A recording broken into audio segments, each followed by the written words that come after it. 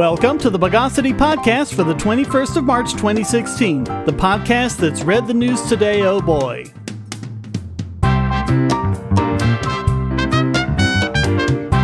This is your host, Shane Killian, and joining me again is Charles Thomas. Charlie, welcome back to the podcast. Hello, ladies and gentlemen. Let's exor the news of the bogus. So, the whole business with the FBI wanting Apple to write a hacking tool for iPhones isn't even finished yet, and they're already talking about going after WhatsApp to do the same thing. It continues and grows and grows. Now, for those of you who aren't familiar, WhatsApp is this mobile app for chatting and making calls. And after it was bought by Facebook, Facebook teamed up with Open Whisper Systems, and they're the ones who do Signal, and we mentioned that app before. I think we mentioned it last week. But to make it with strong end-to-end encryption, and I think we've also talked about Brazil going after WhatsApp because Brazil can't spy on the communications, and they're going to WhatsApp and saying, well, give us the content of the communications. It's like, we don't have it. No, they just, they don't have it, but it's always the government. They'd almost get hacked. I mean, they recently just got hacked. Lots of them. The IRS got hacked like 2 or 3 times. There was that huge Office of Personnel Management hack where they got all sorts of sensitive information on all sorts of operatives that were working in secret, things like that. Yeah, and you want them to, and they say, oh, just give us the code and everything will be fine. Said no one. But you know what? No, scratch that. Said the FBI, said the government, most people will say, well, just give them the information. I'm sure it'll be safe. And next thing you know, all the information is going to come out, and and they're going to be the first ones surprised, saying, "Why didn't no one tell me this?" And we're just going to be just shaking our heads. So the U.S. Department of Justice is considering a similar legal proceeding under Apple, and this Hacker News article doesn't go into a whole lot of the legal details, but I presume that means using the All Writs Act again. So you can't blame it on the writs. Yeah. I doubt most people who listen to this podcast will get that joke. Yeah, they're putting on the writs. But they also mentioned a New York Times story where a federal judge approved a wiretap in a criminal investigation, but they were using WhatsApp, so they couldn't snoop in on it. I wonder, why they just can't get warrants and subpoenas and such? And if they did, I guarantee you, people from WhatsApp or Apple or whatever would gladly help them in this situation. Well, because the only thing WhatsApp can give them is a blob of pseudo-random noise. Well, there's just not, they don't have anything else. Yeah, it connects to the other story that we're going to talk about later, but it just seems to me, A, they're not smart enough to keep this stuff secret, and B, they are full of holes themselves. So once again, it's going to be more of a leak, and the hackers are going to get to it. More people's lives are going to be ruined because of it. Well, and they're also talking about, we've talked about this before, how they talk about going dark and how this will impede law enforcement efforts. Well, what were they doing before cell phones? Detective work. Yeah, actual detective work. You might want to consider giving that a try, but it's like the cell phones that we're carrying around is like this big holy grail to them because it has all of our contacts and everyone we talk to. And if they can snoop in on our conversations, they can get the contents of our calls and our texts, and they can look at our GPS and see where we've been and things like that. And so they're thinking that's a real gold mine for law enforcement. And maybe it is, but it's not like they'd be completely helpless without it, because before all of that information just didn't exist. Exactly. And even when they have all the NSA and everything else, they still couldn't stop, say, Elliot Rodger, who said all this crazy stuff on YouTube. Yeah. YouTube, that was a great thing there. You have the Russian brothers who did that horrible Boston bombing. Yeah. And so on and so forth. We can continue this. Yeah, they communicated completely unencrypted. The San Bernardino shooters left their footprints all over social media. If they had actually done real law enforcement work, that information was there. It wasn't gone dark behind encryption. They could have found it, and they didn't. Yeah. Quite frankly, it's again like the TSA and everything else. It offers an illusion of security. Well, and it's very myopic because they don't stop to think that if they weaken our encryption to the point where they can spy on us, then that also means that China can spy on federal officials. And I mean, they were so worried about all the information that came out after the hack of the Office of Personnel Management. Well, I mean, this would be 100 times worse than that if they can actually tap in on private conversations between all these secret government agents that are everywhere who are relying on their anonymity, because if whatever oppressive government there is they're investigating, if they find out who they are, then they're dead. It's Ouroboros, the snake that eats its own tail. Ouroboros. Whatever. Yeah.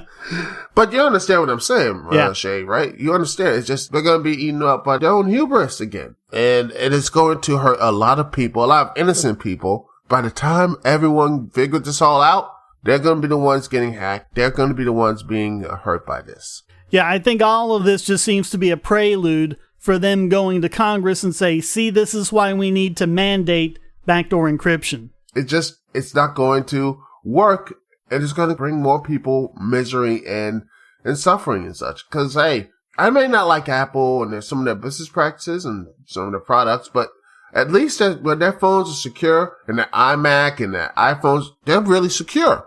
Once the FBI gets a hold of that, it's done. They're basically done. Yeah, I think Tim Cook's done a really good job since he took over as CEO.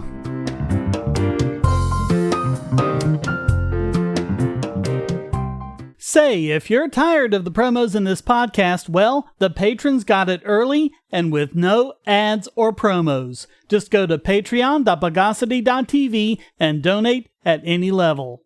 Hi, I'm Dave. You may recognize me from previous Bogosity episodes. I'm also part of a podcast, the Superplex Brothers Podcast. Head on over to superplexbros.com. You can check out the podcast for video games and pro wrestling. We also have news, reviews, and editorials and all kinds of stuff just to talk about video games and pro wrestling and everything else that comes in between. So if you're into that, why don't you come check us out?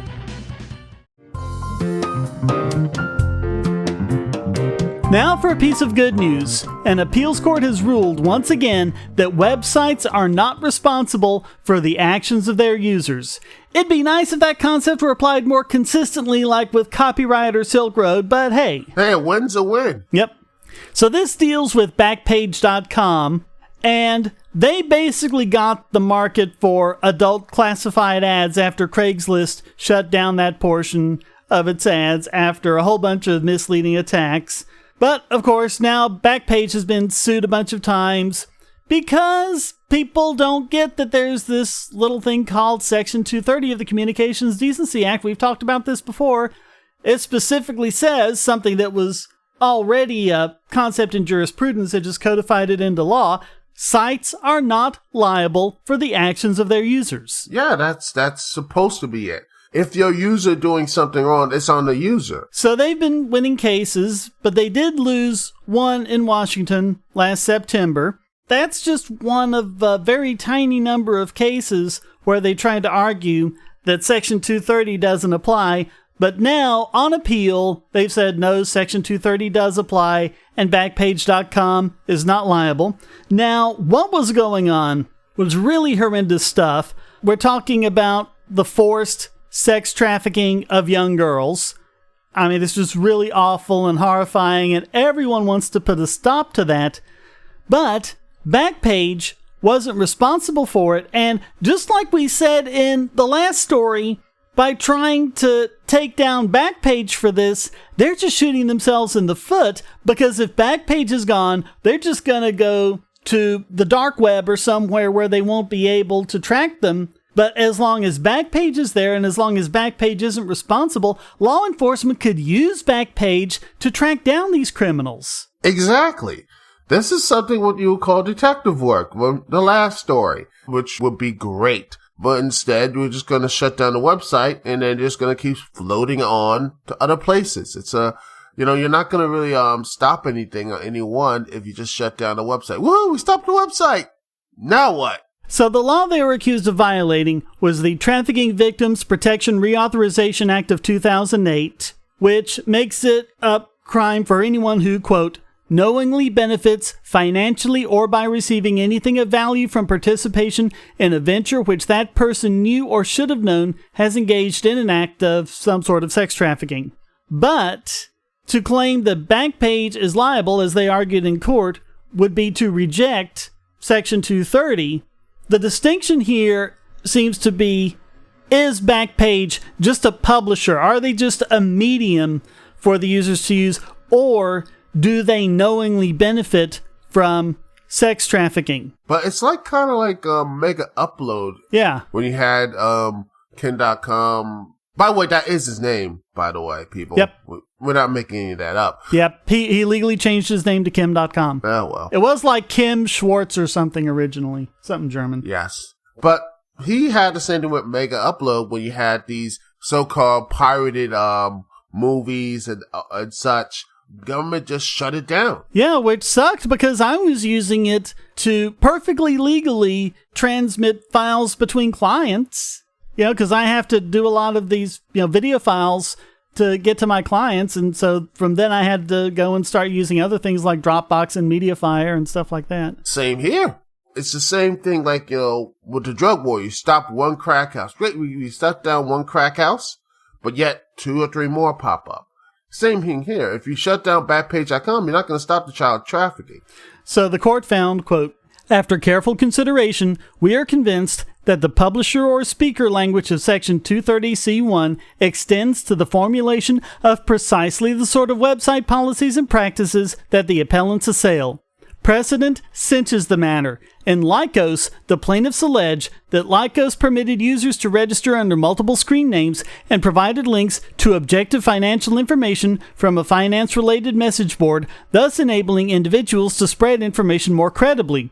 The plaintiffs were ultimately alleging that the construct and operation of Lycos' websites contributed to the proliferation of misinformation and held that as long as the cause of action is one that would treat the service provider as the publisher of a particular posting, immunity applies not only for the service provider's decisions with respect to that posting, but also for its inherent decisions about how to treat postings generally.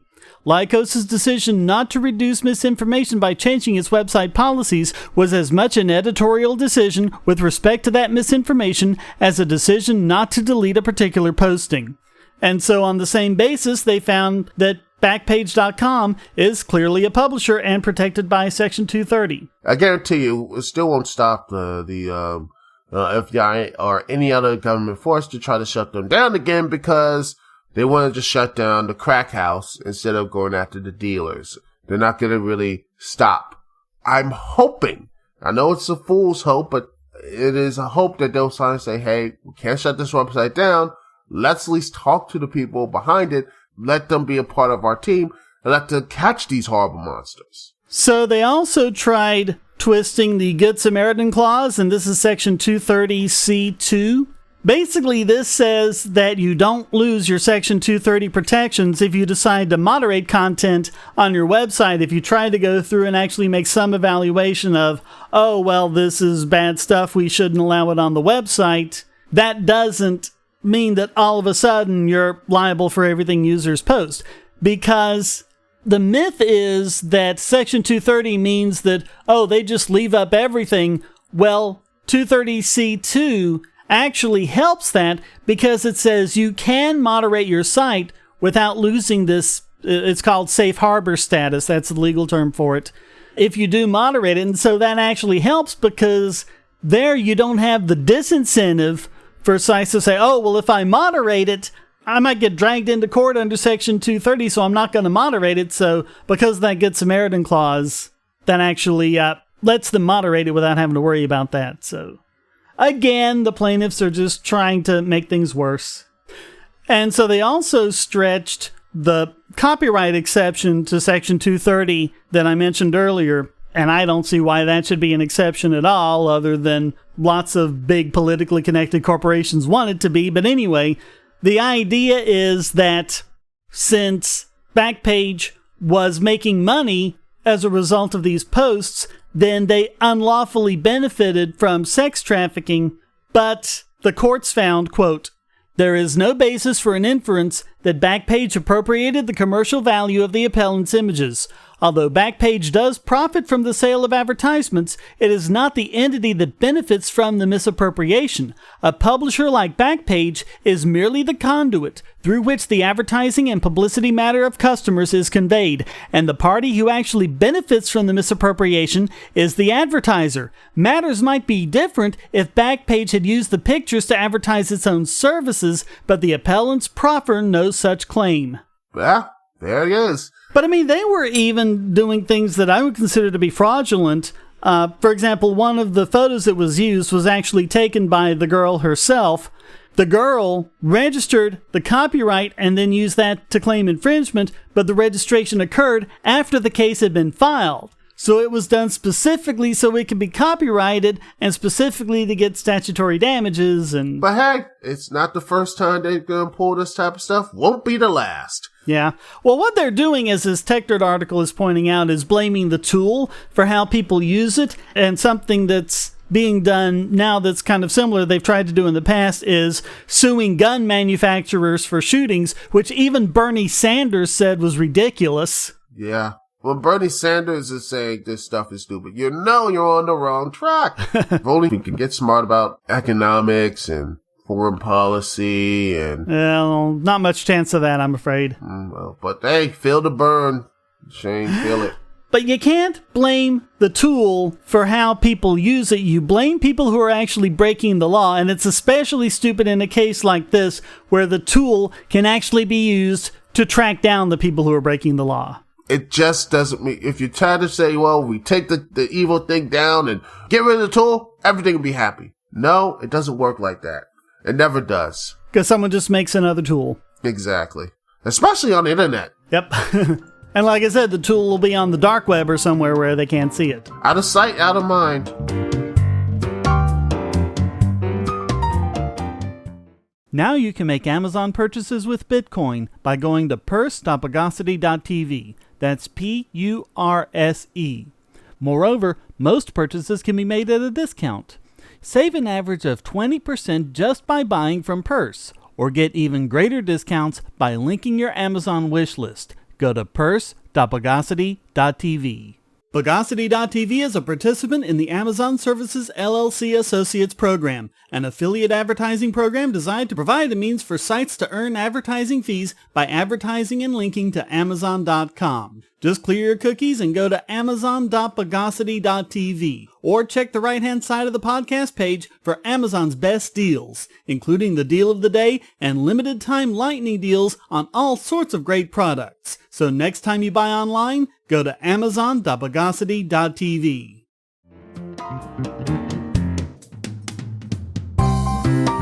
And believe it or not, another piece of good news. The EU Court of Justice actually broke with tradition and sided with justice by saying that those who operate open Wi-Fi networks shouldn't be liable for copyright infringement committed by their users. Yes. Awesome. And this is something that's the EFF and some others have been trying to get people to do in America, is to set up a guest Wi-Fi account that people can just get onto for free and get internet access, like, if they're just out there stranded or something like that, or just somewhere where they couldn't otherwise get internet access, they can get on and use the internet, and that's a good thing. We all kind of share our extra bandwidth that we're not using, but the problem is that if someone gets onto your Wi-Fi and starts downloading a whole bunch of copyrighted files, they come after you. Yeah, that's not good, man. That's no brainer. They should not be DMCA'd. They should not be, had their lives ruined in this litigation and such. Like we said in the last story, you go after the actual lawbreaker. Exactly. You go after the lawbreaker, not the person who has the tools and such. As that's the case, you should be arresting most government officials, but then again, they'll probably get out like 6 months later and have a book deal and get back in power somehow. Now, this isn't actually an official ruling yet. It's a recommendation from the court's Advocate General, but they usually go with what the Advocate General recommends. And this is a specific case about a shop owner who had an open Wi-Fi access point in his shop, and apparently someone came in there and downloaded some music, and then Sony sued him and said he was liable for having open Wi-Fi. And a lot of this comes back to something that I've said before is an absurdity. where somehow it matters whether or not you're charging money for something, and I don't know, but the focus was on whether or not this counts as economic activity, which means it's covered by the e-commerce directive. And the Advocate General says that it is. Sony Music said it did not. But the Advocate General said, quote, where, in the course of his business, an economic operator offers internet access to the public, even if not against payment, he is providing a service of an economic nature, even if it is merely ancillary to his principal activity. The very operation of a Wi-Fi network that is accessible to the public in connection with another economic activity necessarily takes place in an economic context. Internet access is often provided in a hotel or bar free of charge. However, that fact in no way contradicts the conclusion that the service in question is matched with a pecuniary consideration that is incorporated into the price of other services. I see no reason why the provision of internet access should be viewed differently when it is offered in connection with other economic activities. So it wouldn't count for someone just running a guest Wi-Fi out of his home for neighbors or passersby or whoever to use, but it's at least it's a step. But when you look at this whole thing, it goes right back to copyright. So again, it's just a useless little thing that they're like, we want all the money instead of some of the money.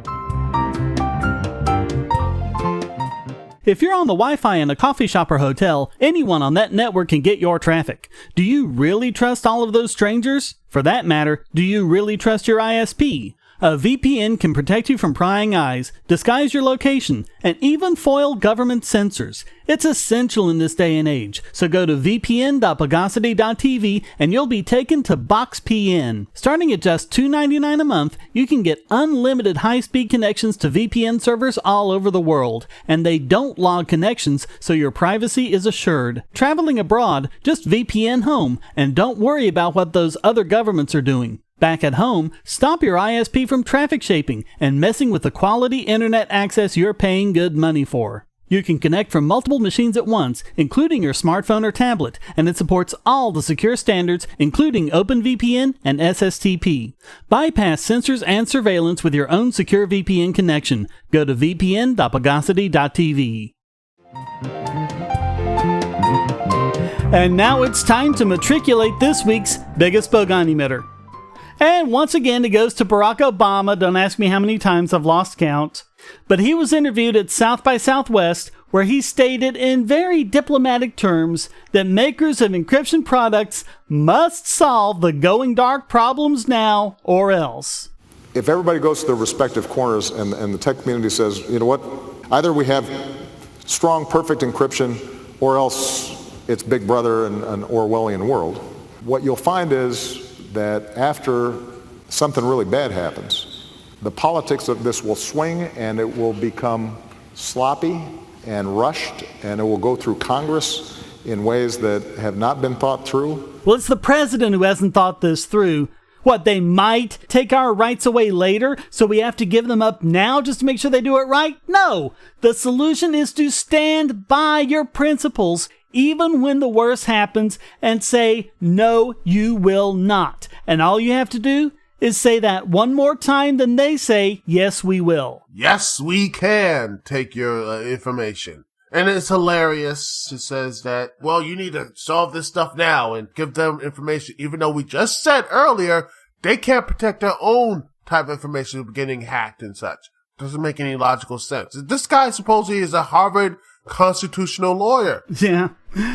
Yeah, and he even said, my conclusion so far is that you cannot take an absolutist view on this. What, we can't take an absolutist view on math? It's an absolutist view that 2 + 2 = 4. Math is absolute, Barry. No, not on in his world or in Tumblr's world or anyone else in that situation, because 2 + 2 is probably triggering to someone. I think you just explained a lot of the Common Core curriculum. That's true. If he really wanted to help the people, like he says he wants to, he should be being like, you need to stand your ground here, instead of just taking this old defeatist view and saying this stuff, saying an absolutist view on encryption. So if your argument is strong encryption, no matter what, and we can and should, in fact, create black boxes, that I think does not strike the kind of balance that we have lived with for 200, 300 years. No, Barry, nothing like this has been demanded of us until recently. We wouldn't mind at all going back to the previous balance, when government had to do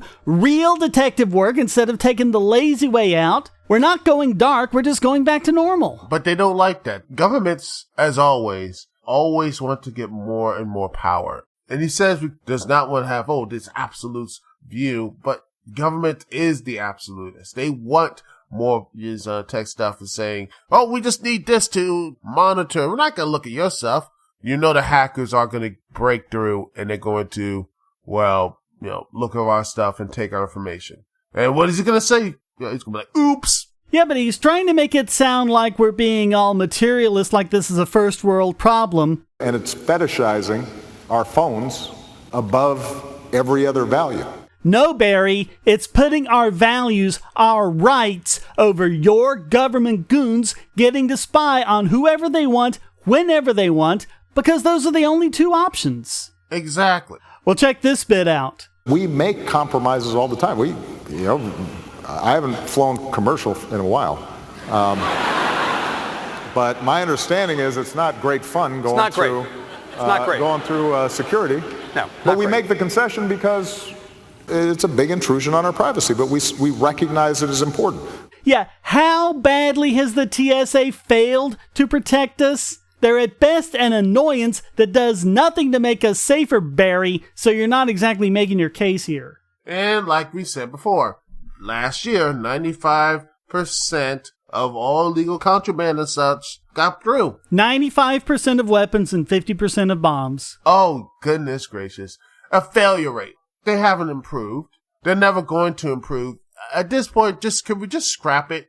And that's why this idea of giving up liberty for safety has always been a false choice and always will be an outright fraud committed on the people. Again, it's the illusion of security. It's the illusion of this false choice basically wastes time, ruins lives, and not even accomplishes anything else. So why is this the government saying, let's just do these compromises and do all this type of stuff and all these type of things, even though they have tons of failed ideas, tons of failed mandates, and they still go through them because reasons? Can someone tell me why, other than their own greed, hubris, or some type of reason, why these laws are still here?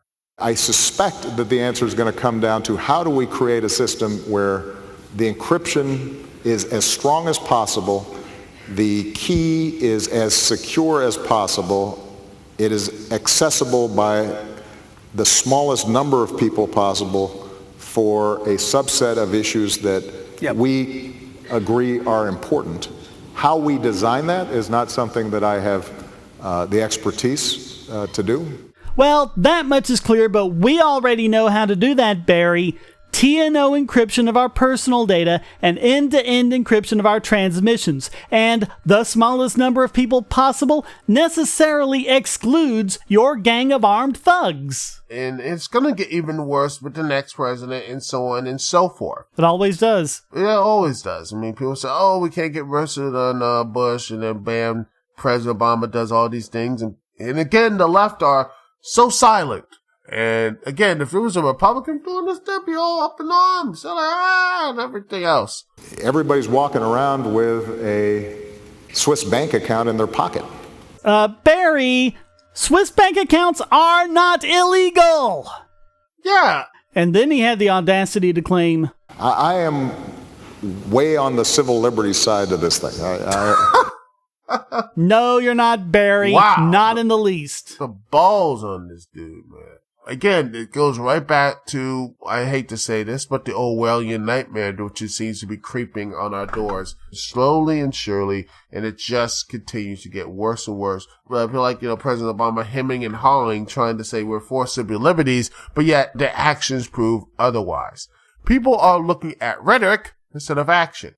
Well, it took no time at all for Robert Graham to weigh in on this from Errata Security in a blog post entitled, "No, You Back Off on Backdoors or Else." Quote, President Obama threatened the tech community, telling us to backdoor our encryption ourselves or else Congress will mandate a worse solution later. No, Mr. President, it works the other way around. You'd better back off on your encryption demands or else the tech community will revolt. That's what's already happening with Apple's encryption efforts, as well as app developers like Signal and Wicker. Every time you turn the screws, we techies increase the encryption.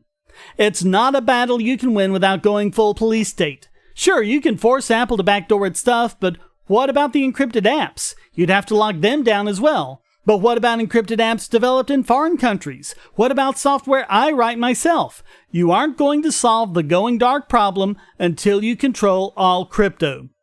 If you succeed in achieving your nightmare Orwellian scenario, I promise you this. I'll emigrate to an extradition-free country to continue the fight against the American government. Your crypto backdoors creates a police state beyond even what police state advocates like Michael Hayden and Lindsey Graham can tolerate. Your point on balance is a lie.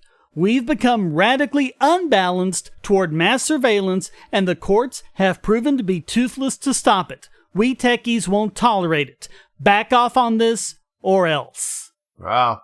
And it's funny that President Obama calls himself the tech president, doing all these YouTube interviews and... Yeah, everything he can do to make the appearance of being hip and with it in the 21st century. Again, the appearance and rhetoric. It is meaningless. We gotta be looking at what his actions are. And people need to realize, we've been down this road before in the 1990s. We've talked about this before when encryption was treated as munitions and President Clinton wanted to put a clipper chip in every device to spy on us. They say they just want a discussion. Well, we've had the discussion and the statist side lost. And in the process, they created problems we're still dealing with. Let's learn the lesson and not allow them to put us any further at risk from real risks like financial fraud or identity theft, not edge cases like terrorist attacks, which this won't prevent anyway. We've covered that before too. What they want will cause far more danger than it will prevent. But that doesn't stop them. It never does. But it seems to be, at least the people inside tech are still fighting this in a peaceful way. Because again, Elliot Rodger, who said his plans on YouTube, which is the most public forum other than just him having a megaphone and walking down the street saying, I'm going to blow up a college full of female students or something like that. And yet they still couldn't stop him. And they know this. They know it's bogus, as former senior counterterrorism official Richard Clark explained in an NPR interview, quote, "There are limits. And what this is a case where the federal government, using a 1789 law, is trying to compel speech. And courts have ruled in the past, appropriately, that the government cannot compel speech. What the FBI and the Justice Department are trying to do is make code writers at Apple write code that they do not want to write that will make their systems less secure. I don't think it's a fierce debate. I think the Justice Department and the FBI are on their own here. You know, the Secretary of Defense has said how important encryption is when asked about this case. The National Security Agency director and 3 past NSA directors, a former CIA director, a former Homeland Security secretary, have all said that they're much more sympathetic with Apple in this case. You really have to understand that the FBI director is exaggerating the need for this and is trying to build it up as an emotional case, organizing the families of the victims and all of that. And it's Jim Comey, and the Attorney General is letting him get away with it. Feelings before facts. That's the whole thing right there about the whole Apple case. It's all feelings.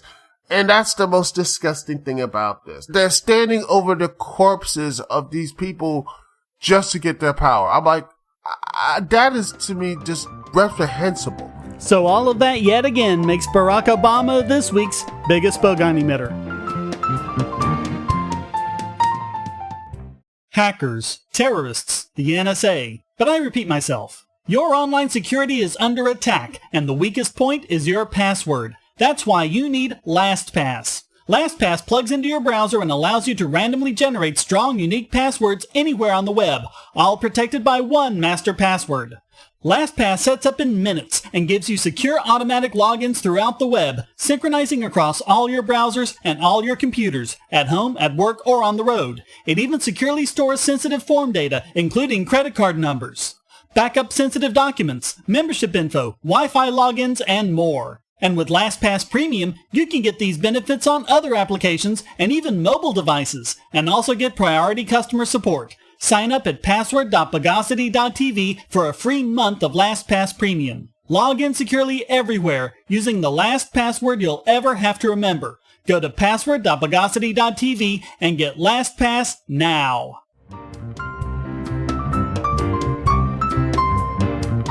And now let's detweet this week's Idiot Extraordinaire. And it's another repeat offender this time, Senator Dianne Feinstein taking it for the third time. The first time was when she claimed that the NSA spying program would have prevented 9/11 when equivalent programs had been in place since the early 90s, and what the NSA is doing isn't surveillance anyway, and let's pass a law infringing free speech so that no one can protest the NSA. Yeah, that's always works. And the second was when she went completely food babe on us and tried to make the FDA regulate soap because of scary sounding ingredients that aren't actually harmful in any way. Feelings before facts. It's all about the feels, Shane. It's always about the feels. Well, now get your fireman's helmet on because this stupid is gonna burn. She's saying that internet companies are, quote, materially supporting terrorism if ISIS members use their websites. Cue the Naked Gun 2.5 scene where all the people face palming. Yeah, and we have here a tweet from Jenna McLaughlin, and she's a national security reporter from The Intercept. Di-Fi, have we tried slapping material support charges on companies for letting terrorists use their services? And also points out that Feinstein didn't just think about this. This has been an idea that has been going on for a long time as well. And you also have ACLU Deputy Legal Director Jamil Jaffer, who had his response, quote, I heard the terrorists use hotels, credit cards, and phones too. We're gonna need a lot of indictments. Yes, that is a win right there. And hey, does the government provide material support to terrorists by allowing them to drive on the roads? Yeah. I think the San Bernardino shooters might have driven on the roads on the way to the shooting. That's material support. And it's hilarious in some cases that government officials give weapons to some freedom fighters. We did support bin Laden. I mean, shouldn't that mean that most people in the United States government should be, in jail or indicted for supporting this horrible person and giving him the training and the tools? I'm in favor of that. And how many things have we been talking about in this very edition of the podcast that's just coming together here, blaming a tool on the action of the users, saying that, websites should be held responsible for their users, or suing, gun makers when, people engage in shootings and things like that. And even if they try to kick out ISIS on the internet, which is hilarious, it's not going to work because, again, they go to the dark web, they go anything else. Well, and how are you supposed to even know if a terrorist is using your service? So again, it's like with the encryption debate. They think there's some kind of magic algorithm somewhere that'll work differently for the good guys than for the bad guys. No, it doesn't. And one more thing we just talked about, which is this would take away a useful tool for tracking down terrorists. If they're not allowed to use these websites and use these services, like we said, San Bernardino shooters, Boston Marathon bombers, Elliot Rodgers, they had their footprints all over the place. They were out there in public doing. You pass a stupid law like this, and even if it does work, all it means is that this information won't be available to law enforcement. All it would do is just make people feel like, they're losing this. There we go, a little pat in the back. We stopped maybe one or two terrorists and such. I feel like the whole world's taking crazy pills. There are tools that we can use to track these animals down and take them out, but yet they want to take away the tool and thinking, we're done. We don't need to do anything. We're good. Next thing you know, they will find a more dangerous tool, an untrackable tool, and then we're all screwed. And they're going to realize, maybe we shouldn't have done that. You think? So that just has to make Dianne Feinstein this week's Idiot Extraordinaire. Well, that wraps up this. This is a business, not a home for irresponsible puss brains edition of the Bogosity podcast. come join the discussion at forum.bogosity.tv and feel free to join in by sending a question, statement, news article, or rant in text or audio to podcast@bogosity.tv. This podcast depends on you to keep going, so please donate using the links on the website or the QR codes on the YouTube video. You can also become a patron at patreon.bogosity.tv and get the podcast and YouTube videos early and without ads or promos. Thank you for listening, and thanks again to Charles Thomas for joining me. Hallelujah! Holy shit, where's the title? Until next time, here's a quote from Louis Brandeis. "The greatest dangers to liberty lurk in insidious encroachment by men of zeal, well-meaning, but without understanding." The Bogosity Podcast is licensed under Creative Commons Attribution Non-Commercial No Derivatives 4.0 International License.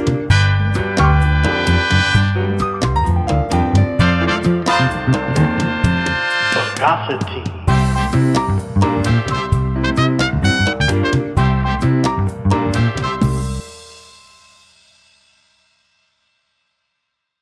Want answers to creationist claims against evolution?